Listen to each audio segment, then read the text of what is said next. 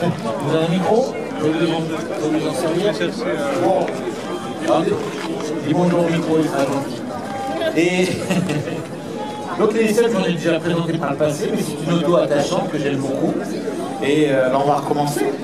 Hein, ça ne me gêne pas. Alors là, on va parler de la voiture en général. La SM a été présentée, on va demander au public. Elle a été présentée en quelle année? La SM. Monsieur Cali, bravo. Vous pensez qu'il a raison? 69? Oui, il a raison. 69.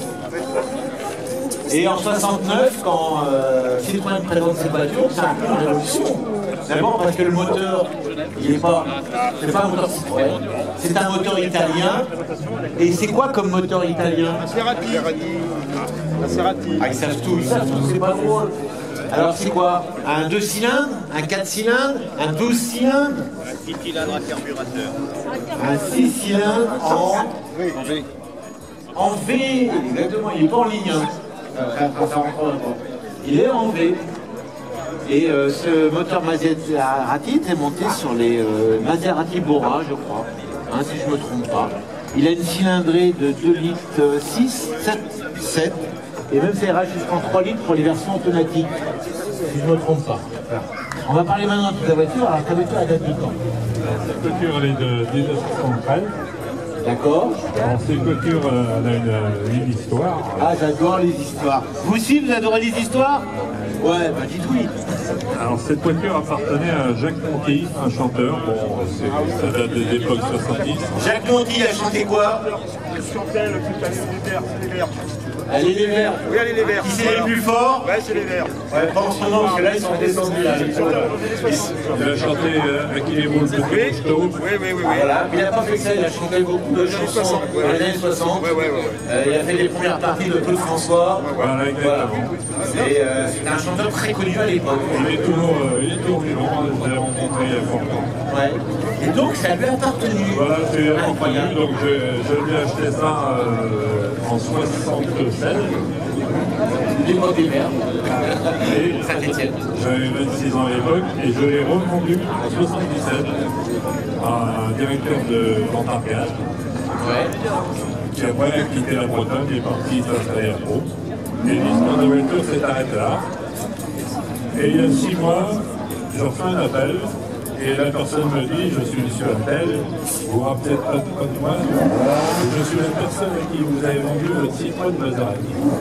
Donc combien de temps après? 37 ans plus tard. 37 ans après, il vous rappelle. Voilà. Incroyable. 37 ans après. Et alors? Il refaisait l'historique de la voiture parce qu'il voulait la revendre aux enchères parce qu'il est malade. Et donc on a discuté, on a reparlé un peu de l'époque. Et passé. J'ai dit, bah écoutez, si vous voulez, nous la rachetons. Et donc j'ai racheté 37 ans plus tard la voiture qui m'a partagé.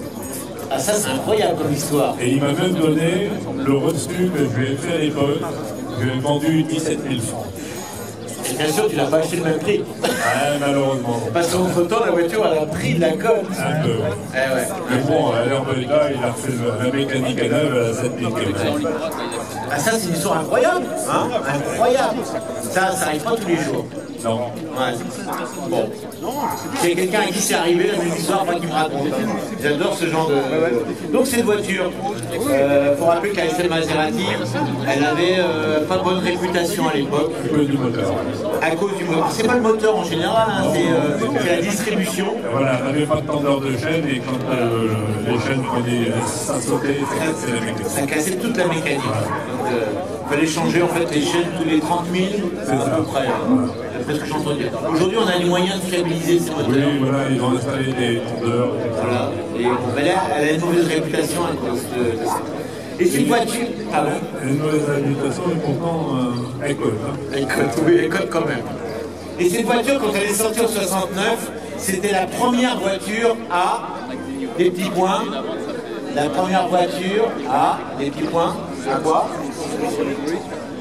Ah non, la suspension hydraulique, ça datait déjà de la DS. Même de la traction avant, la DS. Direction assistée. Alors c'est vrai qu'il y a une direction qui est spéciale là-dessus. C'est une direction asservie. Quand vous tournez le volant, même à l'arrêt, vous tournez le volant, Il revient. vous lâchez, il revient toujours à zéro. C'est un peu spécial. faut expliquer. J'ai compris ça sur les CX, c'est spécial. On s'habitue très vite. Non, c'est pas ça dont je vous parle. Ça a été la première voiture à atteindre Les 200 la première traction avant, pardon, a atteint les 220 km/h. Et elle les fait tout. Elle les fait toujours. Allez faire Voilà. prévu pour. Et ça a été, il y a beaucoup de premières sur cette voiture, c'était la première voiture à être équipée aussi de quelque chose de spécial qui n'a pas été refait depuis, je ne crois pas. Hein, tu sais de quoi je parle. On va demander au public aussi. Voilà, c'est ça. Elle est équipée. Alors en option, on peut avoir ses jantes en résine. Voilà. Et la tienne en a. Elle n'avait pas tout un. Non, c'est une option. Et ça n'a pas duré dans le temps. Non. Dommage parce que le nouveau poids, c'était Ah incroyable. ben oui, on gagne. Et depuis, ça ne s'est jamais refait. Hein. Des jantes en résine. Incroyable encore cette voiture, hein, ces jantes en résine.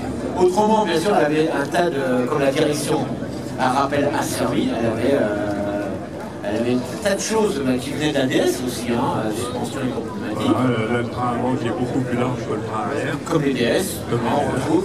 Et ce moteur Maserati qu'on va pouvoir détailler. Hein, je te prends le micro. Il y a de l'eau à le capot. Regardez, c'est face avant qu'il ouvre le capot. Regardez, c'est face avant. Elle avait quelque chose comme la DS aussi, c'était quoi au niveau des phares? Comme ça. Phare tournant. Directionnel. Directionnel, oui. Ça permet, quand on braquait en montagne, on éclaire la le DS, virage avant de le la prendre. DS. Niveau sécurité, ils l'ont refait après chez Citroën. Mais ils n'avaient rien inventé. Et regardez ce moteur. Regardez la particularité de ce moteur. Regardez où il se trouve. Il n'est pas là le moteur. Hein. Il est Voilà. en position centrale avant. Voilà.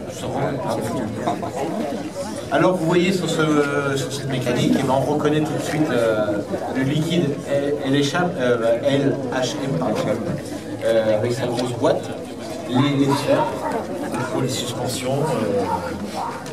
Donc c'est vrai que quand les garagistes ont vu cette voiture arriver, ils ont pris un peu peur. Certains ont refermé le capot tout de suite, et moi je suis désolé, je ne touche pas à ça. C'était l'époque, en 69, c'était Un peu usine. voilà. Depuis on a fait pire. Hein. Ça faisait un peu. En plus, il a rajouté la clim. Hein. Comment? Il a rajouté la clim. Alors la Non, clim, elle est d'origine. elle est d'origine. Ah ouais, il y avait Voilà. la clim à l'époque. Oui, sur ces voitures-là, les voitures françaises, il n'y avait pas beaucoup à avoir la clim. Hein. Les R16 ont été une des premières, les DS aussi, sur option, très cher à l'époque, d'avoir la clim. Pas comme les Américains.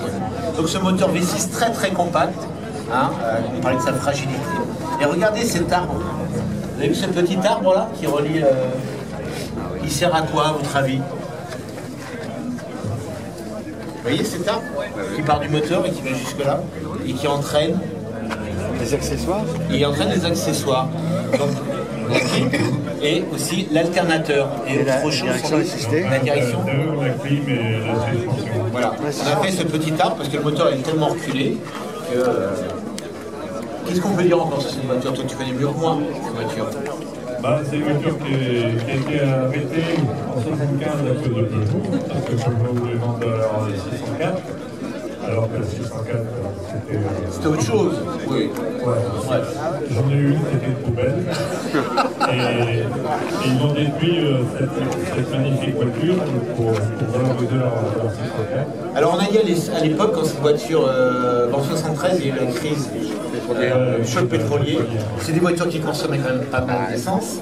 C'est resté un coupé quand même, c'est pas une berline, hein, même si Chaperon, voilà.